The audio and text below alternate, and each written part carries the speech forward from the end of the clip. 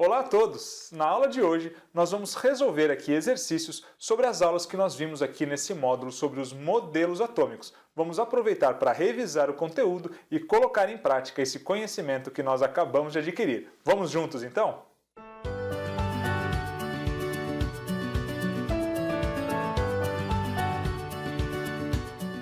Olha só, pessoal, exercício 1.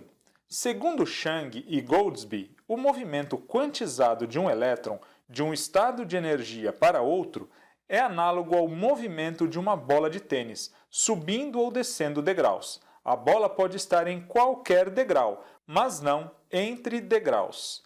Então, essa analogia se aplica ao modelo atômico proposto por quem? Sommerfeld, Rutherford, Heisenberg ou Bohr.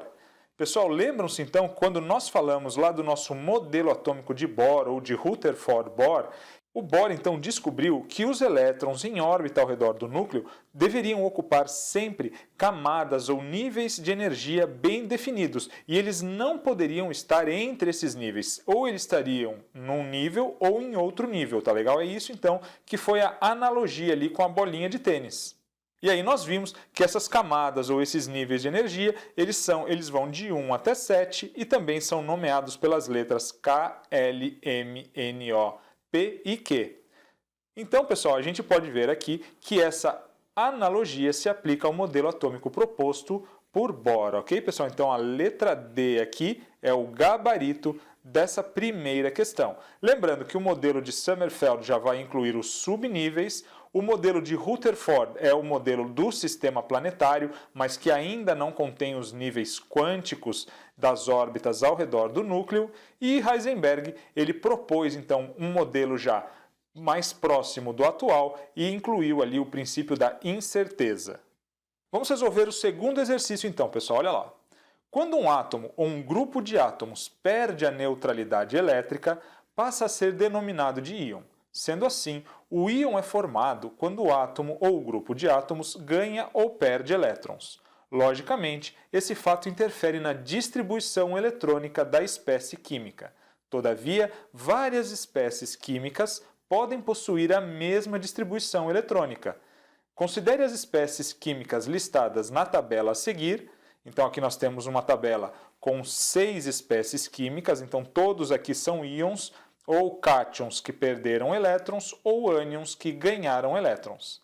E aí olha só o que o exercício quer. A distribuição eletrônica 1s2, 2s2, 2p6, 3s2, 3p6, segundo o diagrama de Linus-Pauling, pode corresponder apenas à distribuição eletrônica de quais espécies aqui, pessoal? Bom, pessoal, para ter a mesma distribuição eletrônica, nós vamos ter que ter, em primeiro lugar, a mesma quantidade de elétrons. Então, a primeira coisa que nós temos que ver é quais dessas espécies aqui são isoeletrônicas. E aí, é claro, a gente tem que tomar cuidado que algumas vezes os cátions, nós vamos sempre, para formá-los, nós vamos retirar os elétrons da camada de valência. Então, nem sempre duas espécies, dois elementos ou átomos aqui que sejam isoeletrônicos, que tenham o mesmo número de elétrons, vão ter a mesma distribuição eletrônica. Então, o que nós primeiro precisamos fazer é identificar quais deles aqui têm a mesma quantidade de elétrons. E depois a gente daí investiga se a distribuição é igual. Então, olha só, pessoal, olhando aqui para o cálcio, aqui, esse cátion bivalente do cálcio.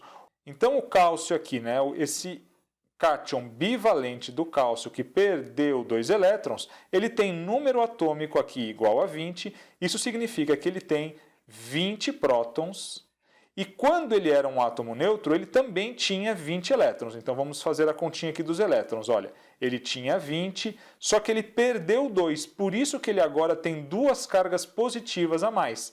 Então agora ele tinha 20, perdeu 2, ele vai ter agora 18 elétrons. Então, calculamos já o número de elétrons aqui para o cálcio. Vamos ver o próximo, que é o enxofre. Esse enxofre, então, vamos anotar ele aqui, olha, o enxofre que tem número atômico 16, ele ganhou 2 elétrons agora, é um ânion bivalente. Então, olha só, se ele tem número de massa 16, ele tem 16 prótons, e agora os elétrons. Ele tinha 16 quando era neutro, mas ele ganhou 2. Então vamos fazer aqui o 16 mais 2, ele também tem agora 18 elétrons. Opa, então é possível que essas duas espécies químicas tenham sim a mesma distribuição eletrônica. Bom, vamos ver o próximo aqui, que é o flúor. O flúor, aqui vou fazer aqui embaixo agora, olha, o flúor. Ele tem número atômico 9 e ele também ganhou um elétron. Então ele tem 9 prótons e quando ele era um átomo neutro, ele possuía 9 elétrons, mas ele ganhou um. Então vamos somar mais um, ele agora tem 10 elétrons. Então, pessoal, não tem como ele ter a mesma distribuição das outras duas espécies químicas. E aí, vamos olhar na distribuição que eles nos deram, vamos ver quantos elétrons nós temos, olha só. Então aqui, 1s2, nós temos 2 elétrons, mais 2, 4, mais 6, 10, mais 2, 12, mais 6, 18 elétrons. Então nós sabemos que para ter essa distribuição é necessário ter 18 elétrons. Então aqui, o cátion do cálcio, o cátion bivalente do cálcio e o ânion bivalente do enxofre, eles têm 18 elétrons. Então eles podem ter sim essa configuração, essa distribuição eletrônica. Mas o flúor aqui, nós já sabemos que não pode ter, porque ele não tem elétron suficiente para ter essa distribuição eletrônica. Nós não podemos distribuir 18 elétrons se aqui esse ânion do flúor tem apenas 10 elétrons. Vamos ver agora aqui, pessoal, esse ânion monovalente do cloro. Então aqui a gente tem o cloro, número atômico do cloro é 17 e ele também ganhou um elétron, não é isso? Então se ele tem uma carga negativa a mais, ele ganhou um elétron. Então ele tem 17 prótons e ele tinha, quando era um átomo neutro, ele tinha também 17 elétrons, mas ele ganhou um. Se ele ganhou um, ele agora tem 18 elétrons. Então, pessoal, olha só, mais uma espécie química que pode sim ter essa distribuição eletrônica. Vamos ver agora aqui, pessoal, o estrôncio. Então, para o estrôncio aqui, pessoal, olha só, ele é também um cátion bivalente, perdeu 2 elétrons e ele tem número atômico igual a 38. Então, ele vai ter 38 prótons e elétrons. Ele tinha 38 elétrons quando era um átomo neutro. Então ele tinha 38, mas ele perdeu 2 elétrons. Ele vai ter agora 36 elétrons. Então também ele não pode ter essa distribuição eletrônica porque ele tem muitos elétrons. Aqui é somente para aqueles átomos que têm 18 elétrons e ele tem, nós vimos, 36. Então aqui o estrôncio também não pode ter essa configuração eletrônica. Pessoal, vou apagar aqui então, o flúor para a gente trabalhar aqui nesse espaço. Pronto, vamos ver agora então aqui o cromo. Aqui então a gente tem o cromo, é um cátion trivalente, perdeu 3 elétrons de número atômico 24. Então ele tem 24 prótons e ele tinha 24 elétrons quando era um átomo neutro, mas ele perdeu 3, então 24 menos 3, ele tem agora 21 elétrons e também não pode, então, ter essa configuração, essa distribuição eletrônica, porque aqui nós só temos 18 elétrons. Quem é, então, pessoal, que pode ter essa distribuição eletrônica? Aqui o cálcio, a espécie química número 1, o enxofre, a espécie química, então, número 2, e o cloro, a espécie química número 4. Vamos ver nas alternativas, pessoal? Olha só, aqui na letra A, coloca para nós 1, 2, 3. Nós sabemos, olha só, que o flúor aqui do 3 não pode. Então a letra A já não pode ser o nosso gabarito. Na letra B, começa no 2, olha só, não incluíram o cálcio. Então vamos ver, a gente tem o 2, o 3 de novo. O flúor não pode ter, com certeza, essa distribuição. Então a letra B também não é o nosso gabarito. A letra C, de novo, começa pelo 3, inclui o flúor aqui, então também está incorreta. A letra D nos diz 1, 2 e 4. Opa, é essa daqui que nós estamos procurando, não é verdade? Vamos só olhar a letra E. A letra E coloca para nós 1, 5 e 6. Nós sabemos que o estrôncio e o cromo não podem ter essa distribuição eletrônica. Então a letra E também está incorreta. Pronto, sobrou apenas a letra D para ser aqui o gabarito da questão número 2. Pessoal, vamos então ver aqui o exercício de número 3. Olha lá. Um fogo de artifício é composto basicamente por pólvora, que é uma mistura de enxofre, carvão e salitre, e por um sal de um elemento determinado. Por exemplo, sais de cobre, como o CuCl2, que irá determinar a cor verde azulada da luz produzida na explosão. Observe as representações dos elementos enxofre e cobre presentes em um fogo de artifício. Então aqui nós temos o enxofre e o cobre.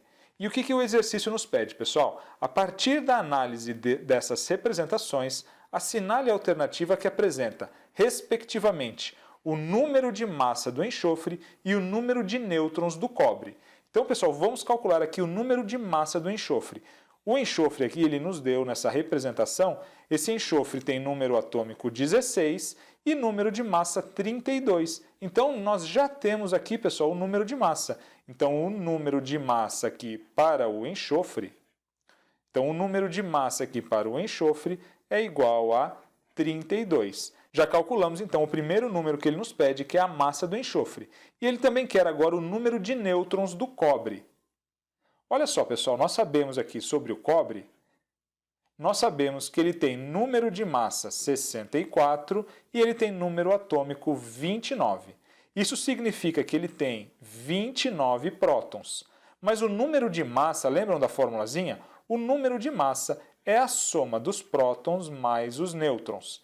Se eu tenho o número de massa, que é 64, e eu tenho o número de prótons, que é 29, eu posso agora achar o número de nêutrons. Eu vou passar o 29 para o outro lado com o sinal trocado, não é isso? Então, olha só vou inverter aqui e colocar o N, que é igual a 64, e o 29 que passou agora com sinal negativo.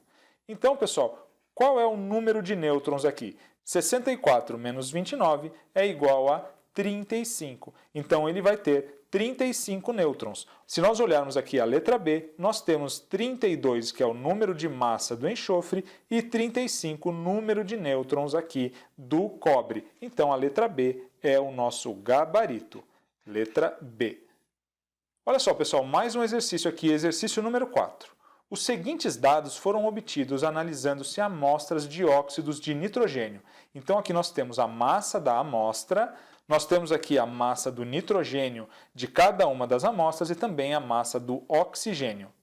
E olhando ali, pessoal, nas alternativas, olha só, ele nos pede o seguinte. Pela análise desses dados, conclui-se que as amostras 1, 2 e 3 são do mesmo óxido, então ele quer saber quais dessas amostras aqui, 1, 2 e 3, formam o mesmo óxido.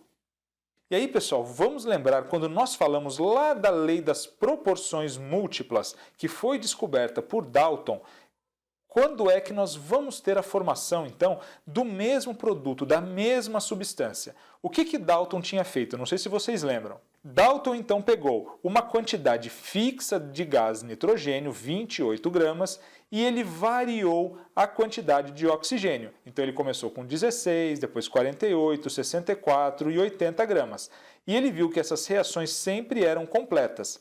Mas, pessoal, conforme ele variava, então, a quantidade de um dos elementos, ele tinha o quê? Substâncias diferentes, tá certo? Olha só, ele tinha, então, ele usava sempre uma massa fixa de uma substância e uma massa, então, variável de uma outra substância. E aí, claro, ele chegava a produtos diferentes, a óxidos diferentes. Olha só, o que variou nesses óxidos? Não foi a quantidade de átomos de oxigênio nas moléculas? Se a molécula é diferente, claro que nós temos, então, substâncias diferentes. Quando, então, ele variava a quantidade de oxigênio, mudava o número de átomos de oxigênio nessa molécula. Nesse caso aqui, nós não temos nenhum dos dois reagentes numa massa fixa. Todas as massas estão reagindo. Em cada amostra, nós temos ali as massas se alterando para as duas substâncias, para os dois reagentes, tanto o nitrogênio quanto o oxigênio. Como é então que nós faremos para saber se nós vamos ter no final o mesmo óxido sendo produzido?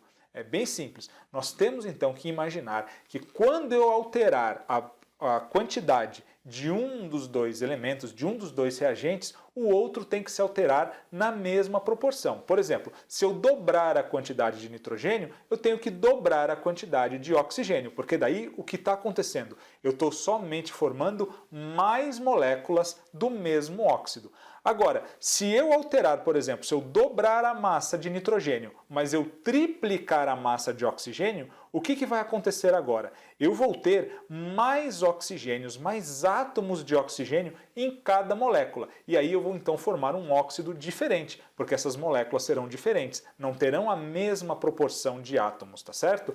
Então é simples, nós vamos olhar aqui em cada amostra quais delas então vão variar na mesma proporção. Se variar, as duas substâncias variarem na mesma proporção, eu sei que o produto vai ser igual. Mas se uma variar, por exemplo, se uma dobrar e a outra triplicar, ou desde que não seja a mesma proporção, então nós não teremos certeza de que nós teremos ali o mesmo produto. Tá joia? Vamos olhar então aqui as nossas amostras?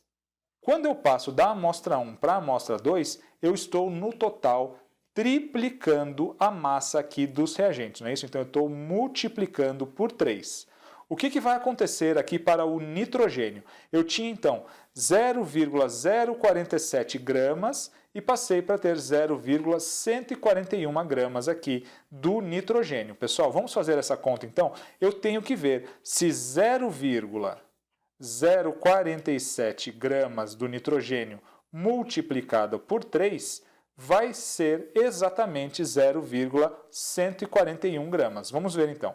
3 vezes 7, nós sabemos que é 21, vai 2. 3 vezes 4 é 12, mais 2, 14. Vai 1, 3 vezes nada é nada, desce 1 ali. E aqui eu tenho 0,141.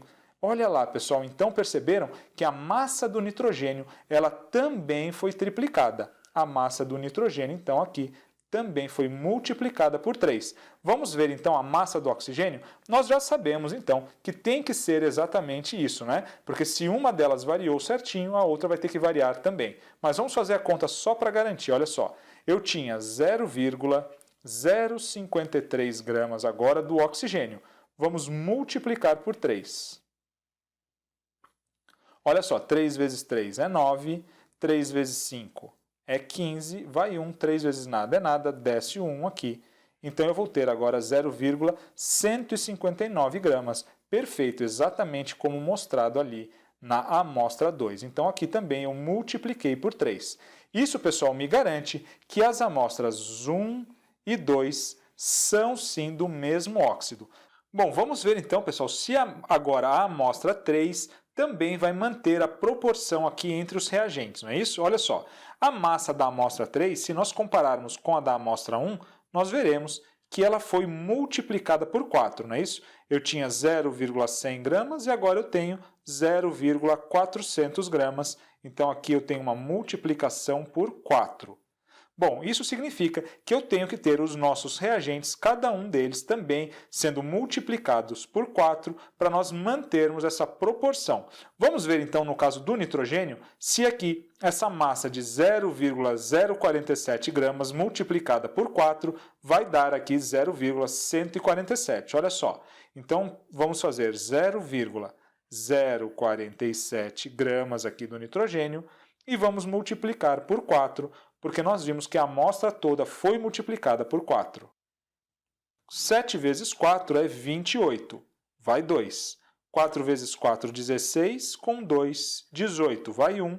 4 vezes 0 é 0, então desce o 1 e também desce o 0. Nós tínhamos 3 casas depois da vírgula, vamos manter as 3 casas depois da vírgula. Então, pessoal, 0,047, que era a massa inicial do nitrogênio, se nós multiplicarmos por 4, nós vamos chegar a 0,188. Opa, então nós não mantivermos a proporção aqui. 0,147 não é a massa inicial multiplicada por 4. Então, pessoal, eu não tenho como garantir que aqui na amostra 3 nós teremos a formação do mesmo óxido. Então, aqui isso não nos traz garantia de que nós teremos a formação do mesmo óxido, porque a proporção entre os reagentes variou. Como a massa toda foi multiplicada por 4 e um dos reagentes nós vimos já não foi multiplicado pela mesma proporção, Isso significa que a proporção deles agora em massa na amostra final não será a mesma que nós tínhamos aqui nas duas primeiras amostras. Então, pessoal, nós só podemos concluir aqui que as amostras 1 e 2 formam o mesmo óxido. Então está aqui, olha só, na letra B nós temos apenas as amostras 1 e 2 são do mesmo óxido. Letra B, portanto, aqui é o nosso gabarito. Então, só recapitulando, pessoal, olha só. Vejam que quando eu tenho proporções variáveis entre os reagentes numa reação, eu tenho aqui a produção, olha só, de substâncias diferentes, porque o número de átomos do oxigênio, por exemplo, está variando nessas moléculas. Lá eu estava variando a massa dos dois reagentes, mas olha só, eu teria que variar sempre na mesma proporção para garantir que o que estaria acontecendo aqui seria uma multiplicação, por exemplo, por 2 ou por 3 do número de moléculas. Mas quando eu vario a proporção em massa entre eles, como nesse primeiro caso, olha, no primeiro caso eu tinha 28 para 16, então eu tinha 28 por 16. Vamos ver então aqui, dividindo por 2, eu vou ter 14 e aqui eu vou ter 8. Podemos dividir por 2 de novo, não é isso? Então aqui eu vou ter 7 e aqui eu vou ter 4. Então eu tinha aqui, nessa primeira reação, uma proporção de 7 para 4. Vamos ver na segunda reação, pessoal? Na segunda reação, eu mantive os 28 gramas do gás nitrogênio, mas agora eu tenho 48 gramas do gás oxigênio. Vamos fazer de novo, pessoal. Dividindo por 2, aqui eu vou ter 14 e aqui eu vou ter 24. Posso dividir de novo. Então, aqui vai ficar 7 e aqui vai ficar 12. Então, agora essa proporção é de 7 para 12. Perceberam, pessoal, que quando eu variar aqui, então, a proporção entre os reagentes, eu tenho, então, diferentes óxidos, o número diferente de átomos compondo as moléculas de pelo menos um dos reagentes. Então, eu já não tenho produtos iguais.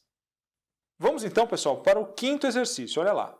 Lavoisier, no Tratado Elementar de Química, né, Traité élémentaire de chimie, de 1789, cujo segundo centenário de publicação é celebrado este ano, em 1989, afirma que a proporção entre as massas de oxigênio e hidrogênio que entram na composição de 100 partes de água é 85 para 15.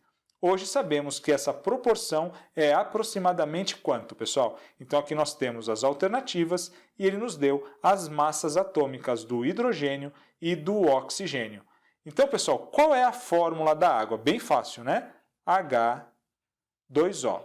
E nós sabemos calcular aqui, então, a massa dessa molécula, né? Olha só, o hidrogênio, ele nos deu, então, que ele tem massa atômica 1 e ele aparece duas vezes. Então, eu vou ter aqui, olha só, 2 vezes 1 para o caso do hidrogênio. E vou somar com a massa do oxigênio, que é 16, e vou multiplicar por 1, né? Porque aqui, como eu não tenho índice de atomicidade, nós sabemos que esse índice é igual a 1. Então, fazendo essa conta, pessoal, olha só, 2 vezes 1 é 2, mais 16. Então, aqui nós temos 18 como a massa dessa molécula de água. Na verdade, nós podemos colocar aqui um Uzinho, nós falaremos isso já na sequência, que significa unidade de massa, tá legal? Então, nós temos aqui 18 para a água toda.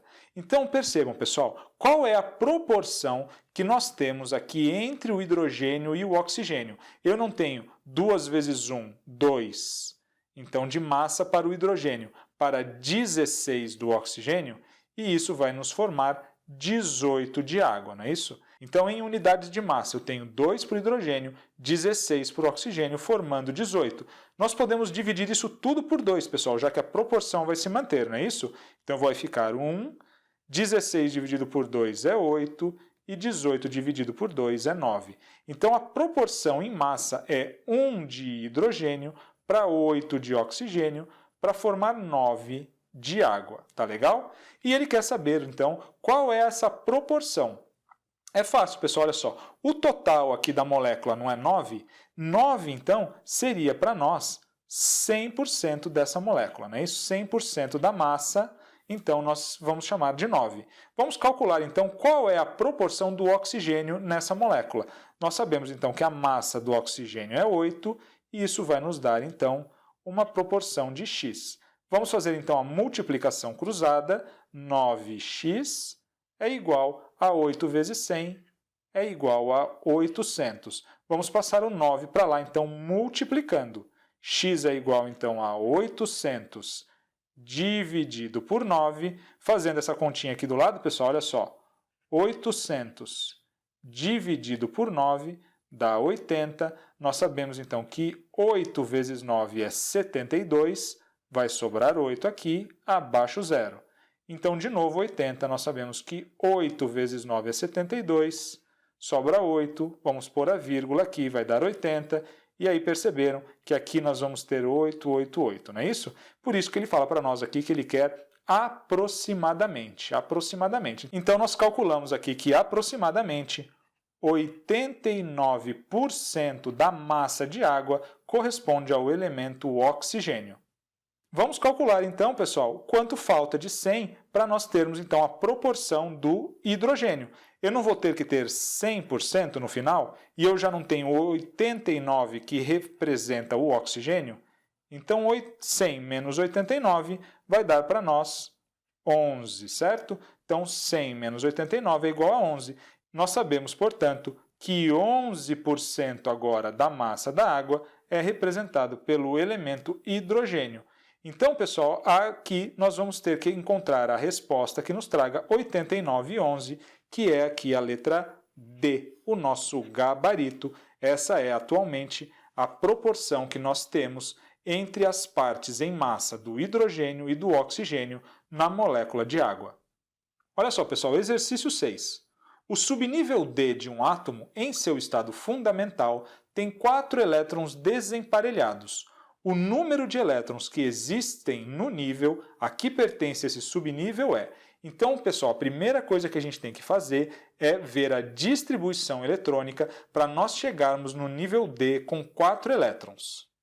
Vamos lembrar então, pessoal, o número quântico dos subníveis. Lembram-se? Então, nós temos o S, que tem número quântico igual a 0, o P, número quântico igual a 1, o D, número quântico igual a 2, e o F, número quântico igual a 3. Isso significa, pessoal, que o número de orbitais do subnível D vai variar de menos 2 até mais 2. Lembram-se disso? Olha só, aqui no nível D, nós vamos ter os orbitais menos 2, menos 1, 0, mais 1 e mais 2. Então aqui nós temos o subnível D. E ele diz para nós que no seu estado fundamental esse átomo tem 4 elétrons desemparelhados. Elétrons desemparelhados são aqueles que estão sozinhos nos seus orbitais. E aí, pessoal, eu quero mostrar para vocês que existem duas possibilidades para nós termos esses 4 elétrons desemparelhados. Então vamos começar a colocar aqui os elétrons, de acordo com a lei de Hund, que nos diz que enquanto houver orbitais livres, eu vou sempre colocar os elétrons em orbitais diferentes e só vou colocar o segundo elétron no mesmo orbital quando todos estiverem ocupados. Então vamos colocar aqui o primeiro elétron aqui no primeiro orbital, o segundo no segundo orbital e assim sucessivamente. Quando eu chegar aqui, pessoal, olha só, no quarto orbital eu tenho 4 elétrons desemparelhados. Nenhum deles tem companhia, então todos estão desemparelhados. Essa é, então, uma das configurações possíveis que o exercício nos está pedindo. Mas existe uma outra possibilidade, pessoal. Olha só, se eu agora colocar assim, pessoal, olha só, vamos completar todos os orbitais com o primeiro elétron com spin aqui, vamos convencionar de menos meio, tá bom? Então eu coloquei, agora eu tenho 5 elétrons desemparelhados. Então eu vou emparelhar um. Eu venho aqui no primeiro orbital e coloco 1. Olha só, eu não tenho também aqui 1, 2, 3, 4 elétrons desemparelhados? Então essas duas configurações, elas me mostram 4 elétrons desemparelhados no subnível D. Então eu vou ter números diferentes, obviamente, de elétrons nessas duas configurações. Vamos fazer então aqui, pessoal, o diagrama de Pauling para a gente então poder resolver esse exercício. Olha só, lembrando que no primeiro nível de energia eu tenho 2 elétrons, então eu vou ter apenas aqui o 1s2. No segundo nível eu vou ter 8 elétrons, então eu vou ter o 2s2, 2p6. No terceiro nível eu tenho 18 elétrons, então eu vou ter 3s2, 3p6, 3d10. No quarto subnível nós vamos ter 32 elétrons, 4s2, 4p6, 4d10 e o 4f14. Até aqui já vai ser suficiente, pessoal, para a gente resolver. Quer ver? Olha só. Então, nós vamos começar a nossa distribuição com 1s2. Então, vamos por aqui embaixo, olha lá. 1s2, 2s2, sempre seguindo aqui o diagrama de Pauling, não é isso? 2p6, 3s2, 2p6, 3s2, 3p6, 4s2, 3p6, 4s2, e aí chegamos aqui no D, no subnível D. E ele nos disse, então, olha só, vamos colocar aqui o 3D. E quantos elétrons eu vou colocar nesse subnível, pessoal? Eu tenho duas possibilidades. Se eu tiver essa primeira configuração, eu vou ter 1, 2, 3, 4 elétrons. Então aqui 3d4, nessa configuração eu tenho sim 4 elétrons desemparelhados no subnível D. E nessa configuração aqui de baixo eu tenho 1, 2, 3, 4, 5, 6 elétrons. Então eu também posso ter 3d6 e aqui eu também tenho 4 elétrons desemparelhados. Então viram, pessoal, que na verdade eu tenho duas possibilidades. Por isso que aqui nas alternativas nós temos também dois números diferentes de elétrons, porque eles sabem que nós temos duas configurações possíveis com 4 elétrons desemparelhados no subnível D.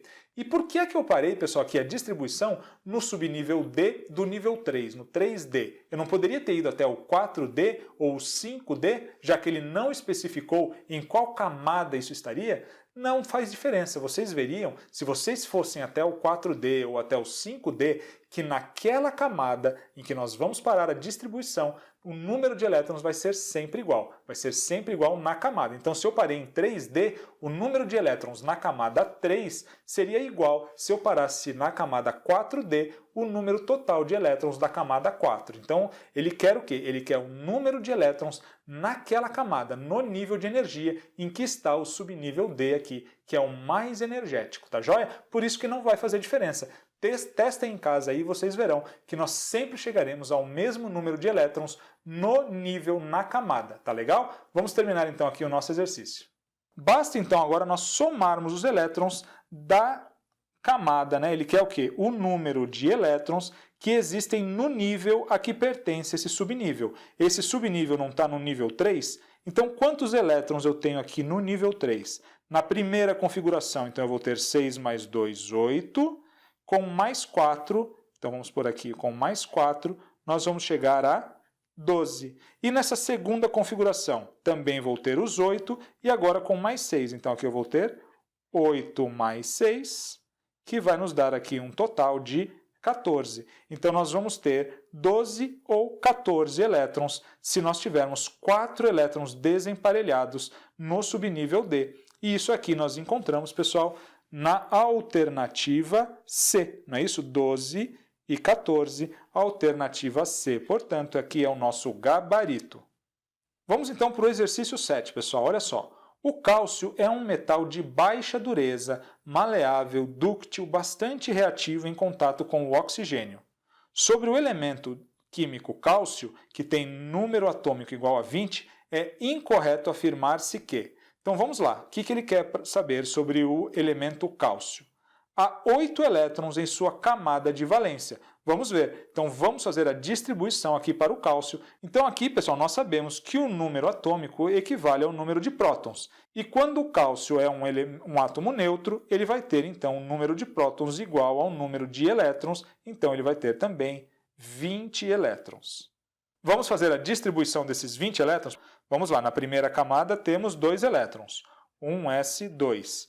Na segunda camada temos 8 elétrons, 2s2, 2p6. Na terceira camada, 18 elétrons, 3s2, 3p6, 3d10.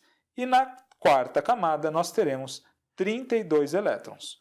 4s2, 4p6, 4d10 e 4f14. Até aqui nós já conseguiremos resolver, quer ver? Olha só, então vamos começar aqui com os 2 elétrons da primeira camada, 1s2, seguindo nós teremos 2s2, depois 2p6, 3s2, 2p6, 3s2, e aqui 3p6, 4s2, 3p6, 4s2. Já distribuímos quantos, pessoal? Olha só, 2 mais 2, 4, mais 6, 10, mais 2, 12, mais 6, 18, mais 2, 20. Opa! Então, terminamos aqui a distribuição para o cálcio, que tem número atômico 20, tá joia? E ele nos diz, então, na letra A, que há 8 elétrons em sua camada de valência. Qual a camada de valência, pessoal? Sempre é a camada mais externa. E a camada mais externa aqui é a camada 4. Nessa camada eu terei apenas 2 elétrons e não 8, como ele está dizendo. Então a letra A está incorreta. E ele quer justamente, pessoal, olha só, ele quer a alternativa incorreta. Então aqui a letra A, que diz que ele tem 8 elétrons em sua camada de valência, está incorreta. Mas não é justamente a incorreta que ele quer? Então a letra A, pessoal, é o nosso gabarito. Mas vamos ler as outras, sempre façam isso, sempre vejam as outras para tirarem as dúvidas. As outras devem estar então todas corretas, né? Letra B. Para o átomo em seu estado fundamental, seus elétrons estão distribuídos em 4 camadas. Então vamos ver, camada 1, camada 2, camada 3 e camada 4. Isso aí, estão distribuídos em 4 camadas. Nós vamos até a camada 4, correto. Letra C. Se há 20 nêutrons no núcleo desse átomo, seu número de massa é igual a 40.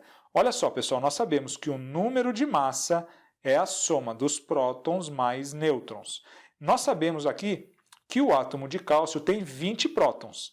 Então, se nós tivermos aqui, qual seria o número de massa? Se nós sabemos que o átomo de cálcio tem 20 prótons, e ele disse que se há 20 nêutrons, então vamos testar a hipótese dele aqui com 20 nêutrons.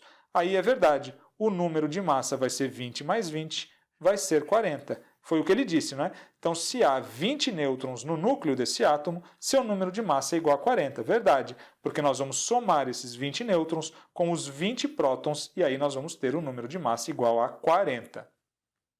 Letra D. O cálcio é um metal alcalino terroso. Pessoal, isso daqui é verdadeiro. Nós veremos isso um pouquinho mais para frente quando nós formos falar de tabela periódica. Mas é verdade, o cálcio ele é da família 2A e ele então é, sim, dos metais alcalinos terrosos. Tá joia? Está verdadeira aqui também essa afirmação. E a letra E nos diz que a distribuição dos elétrons do cátion cálcio mais 2 é 1s2, 2s2, 3s2, 3p6. Então vamos ver, pessoal, quando nós falamos de cátion, nós temos que agora fazer a distribuição do átomo neutro, nós já fizemos, e agora nós vamos localizar a camada de valência, que é a camada 4, e vamos aqui retirar os átomos do subnível mais energético. Nesse caso, só tem o subnível S, eu vou então retirar aqui esses 2 átomos. E aí nós vamos interromper aqui a distribuição até aqui, porque ele perdeu 2 elétrons, ele vai ter então apenas 18 elétrons. Agora olha só, pessoal, aqui quem formulou a questão se enganou e pulou aqui o 2p6. Estão vendo lá? Olha lá, o 2p6 não aparece aqui. 1s2, 2s2, ele já passa direto para o 3s2. E nós sabemos que isso não pode acontecer, porque nós temos que seguir aqui o diagrama de Pauling. Então aqui também, pessoal, nós temos mais uma afirmativa incorreta, e por isso essa questão aqui foi anulada. Vamos aqui para o nosso último exercício aqui dessa bateria, que diz o seguinte, olha lá. Sabendo-se que o titânio e o vanádio são, respectivamente, isóbaro e isótono de um nuclídeo X, determine para o íon hipotético X-1 aqui a configuração eletrônica, a camada de valência e os números quânticos do elétron mais energético. Bom, pessoal, um nuclídeo é apenas uma forma de representar, então, um átomo pelo seu número de massa. Então, quando eu não quero dizer qual é o elemento, o átomo de qual elemento ou qual isótopo daquele elemento eu estou falando, eu vou então dizer que aqui nós temos um nuclídeo com um número de massa, e aí nós já sabemos aqui o número de prótons e o número de nêutrons, tá legal? Então sempre que eu caracterizar uma espécie química pelo seu número de massa, ou seja, pelo seu número de prótons e pelo seu número de nêutrons, nós então podemos chamar aqui de nuclídeo, tá legal? É só isso. Na verdade, aqui nós vamos tratar normalmente como se fosse um átomo qualquer. Vamos ver então. Então, pessoal, eles nos dizem aqui que esse nuclídeo X, já que é respectivamente, então nós sabemos que ele vai ser isóbaro do titânio. O que significa ser isóbaro, pessoal? É ter o mesmo número de massa. Então, quando eu olho aqui o titânio, eu sei que o número de massa dele é 48. Então, esse nuclídeo aqui vai ter número de massa 48. E, ao mesmo tempo, ele é isótono do vanádio. Então, se ele é isótono do vanádio, ele vai ter o mesmo número de nêutrons do vanádio. Quantos nêutrons tem o vanádio, pessoal? Vamos calcular aqui do lado, olha só. Então, ele nos dá aqui o vanádio, ele tem número de massa 51 e ele tem o número atômico igual a 23. E nós sabemos, pessoal, que o número atômico é igual ao número de prótons, não é isso? Então, o número atômico aqui é igual ao número de prótons. Vamos então montar a nossa equaçãozinha que diz que o número de massa é igual ao número de prótons mais o número de nêutrons. O número de massa nós sabemos que é 51 e o número de prótons é 23. Com isso nós podemos calcular aqui que o número de nêutrons é igual a 51 e o 23 passa para o outro lado com sinal negativo, não é isso? Esse número de nêutrons então vai ser 28, não é isso? Então nós calculamos aqui que o vanádio tem 28 nêutrons, mas ele nos diz que esse nuclídeo também tem 28 nêutrons. Então ele vai ter quantos prótons? Vamos agora calcular o número de prótons utilizando também a fórmula do número de massa. Olha só, o número de massa do nuclídeo X vai ser o quê? O número de prótons desse nuclídeo mais o número de nêutrons do nuclídeo. Então, olha só, o número de massa nós sabemos que é 48, o número de prótons é o que nós queremos saber, e nós sabemos também que ele vai ter 28 nêutrons, já que ele é isótono do vanádio.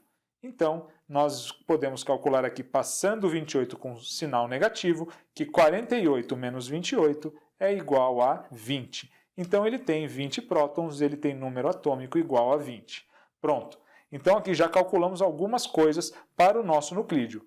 Vamos começar então aqui pela letra A. Lembrando que ele não quer o nuclídeo, ele quer esse íon aqui, que é o X-1. É esse nuclídeo que ganhou um elétron.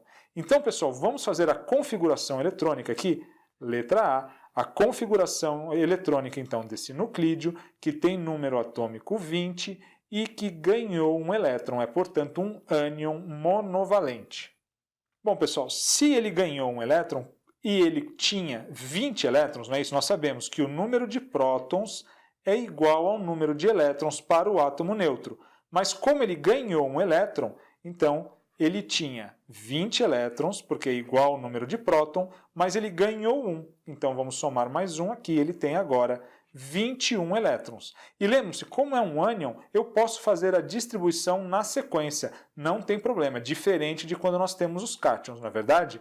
Então vamos fazer a distribuição eletrônica desses 21 elétrons, então, do nuclídeo X. Olha só, pessoal, lembrando, na primeira camada nós teremos sempre 2 elétrons, então 1s2. Na segunda camada, 8, 2s2, 2p6. Na terceira camada nós teremos 18, então 3s2, 3p6, 3d10. E na quarta camada, 32, isso já será o suficiente aqui para a nossa distribuição eletrônica. 4p6, 4d10, 4f14. Bom, vamos então, pessoal, distribuir aqui esses elétrons, né? Então, olha só, 1s2, vamos por aqui, 1s2, 2s2, 2p6, 3s2, 2p6, 3s2. E aqui nós já distribuímos, olha só, 4 mais 6, 10 com mais 2, 12. Então vamos para 3p6, 4s2, 3p6, 4s2. Então até aqui tinha sido 12, mais 6, 18, com mais 2, 20. Então ainda falta um elétron para nós colocarmos aqui. Vamos colocar ele aqui no 3d1. Pronto, pessoal. Essa daqui é a distribuição eletrônica, então, para esse nuclídeo com 21 elétrons, até o 3d1. Então vamos agora responder aqui a letra B.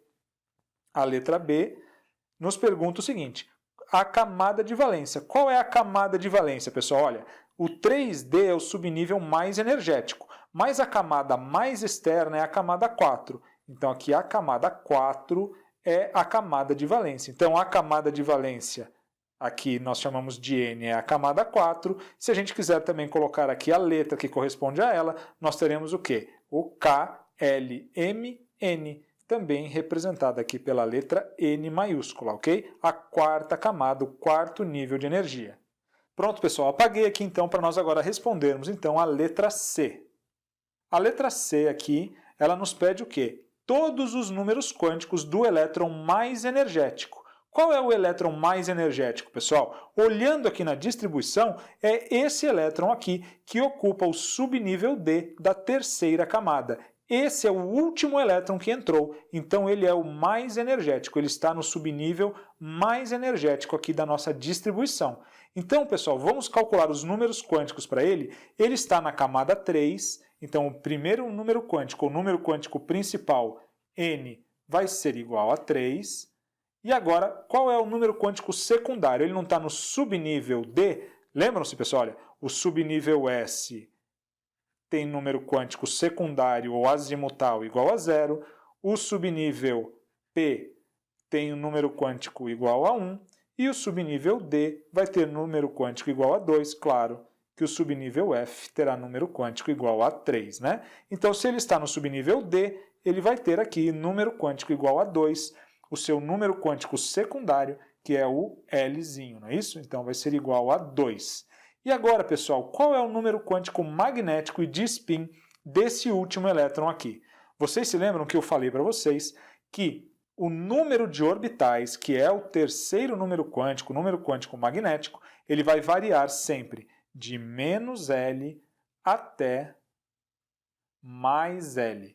Então, olha só, vamos então colocar aqui esse orbital D, que está aqui variando. Então, de menos L, se o L é igual a 2, ele vai de menos 2 até mais 2. Então, nós temos aqui menos 2, menos 1, 0, mais 1 e mais 2. Pronto, aqui eu já tenho todos os orbitais do subnível D. Vamos então agora, pessoal, colocar os elétrons aqui, não é isso?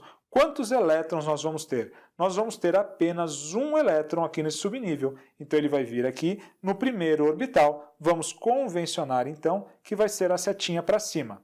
Então a gente já pode dizer, pessoal, olha só, que o terceiro número quântico dele, que representa o orbital, ele está aqui no orbital menos 2. Então o número quântico magnético é igual a menos 2. E agora falta o número quântico de spin. Como ele não falou nada para a gente, pessoal, qual a convenção, nós podemos adotar aqui tanto o mais quanto o menos meio.